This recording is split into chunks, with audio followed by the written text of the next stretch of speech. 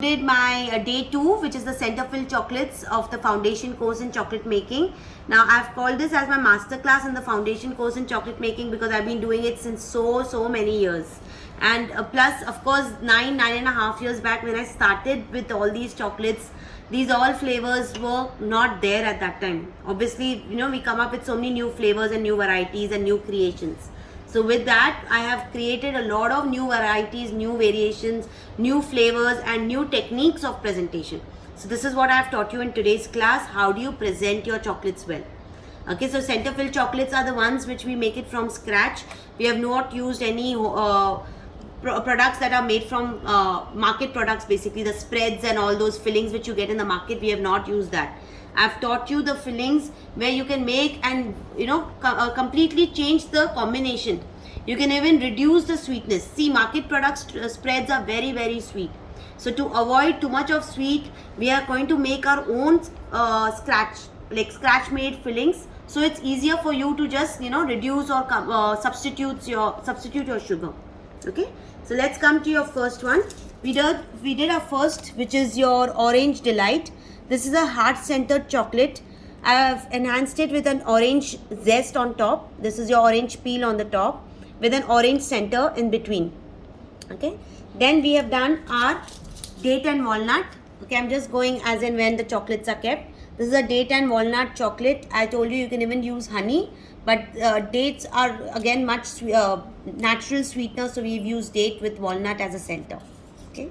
Then this is your pina colada. We've done pina colada in heart. Okay, we have used pineapple emulsion. Okay, so this is what the emulsions that we spoke about today. That's your pina colada with a coconut and pineapple base. This is your butterscotch, oozing butterscotch, but did you see nothing has oozed out? We have our nice soft centered chocolate which is completely fixed well.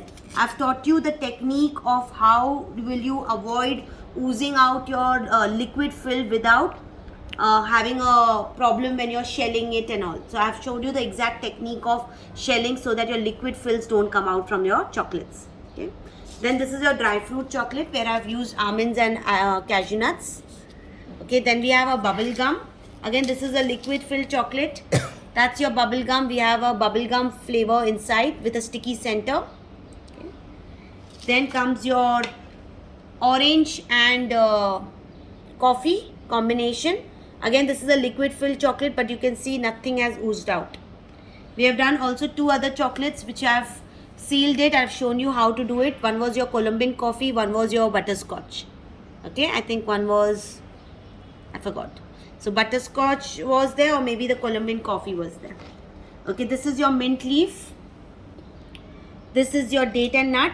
See how the date and nut looks because of the dry fruits that we've put on top as a garnish. This is our Bounty. Okay, again Bounty, we've enhanced it with some extra coconut on the top. And this is our lollipop. Okay, so that's how we've decorated our lollipop also. This is one kind of packaging, economical. This is one kind of box packaging with a lid and transportation. So I've discussed how you will transport your chocolates, and we've covered the costing, we've covered the packaging. So I had 8 students today, 1 extra student from Dharamshala, rest all the students were there with me yesterday. Okay. Any questions?